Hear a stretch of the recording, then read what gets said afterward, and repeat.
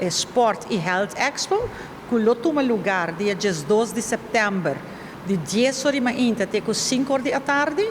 Essa aqui não está toma lugar aqui dentro mesmo, no Centro Deportivo Betico Croes, boude dak full aire acondicionado, cultura e boots não, total nós temos 30 boots, de qual nós temos stakeholder, já acaba a 9, e de federação mês nós temos 12. Esse é que a federação que está interessada para ter boots dia 12 de setembro, do Centro Deportivo Betico Croes, para pôr expone sport e na propaganda para sport, chama chama oficina para fazer uma reservação para pôr boots. Também nós temos o mesmo dia 5 horas da tarde, para 7 horas da noite, nós temos a Olimpiada, essa é a abertura, que aqui nós vamos fazer uma dedicação na 85 anos de Aruba Sport Unie. Aruba Sport Unie foi fundada em 1941, 23 de dezembro, e aqui Aruba Sport Unie lo celebra 85 anos.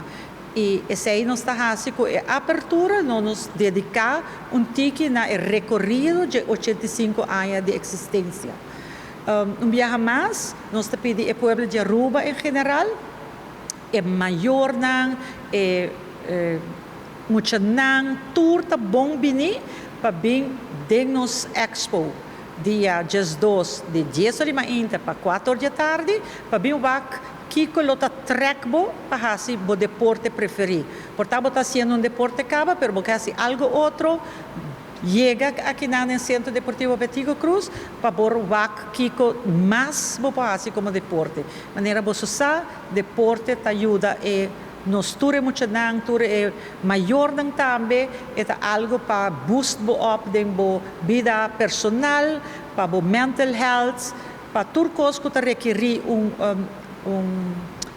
apreço ou dedicação, você pode invitar para o dia 12 de setembro aqui do Centro Deportivo Betico Croes.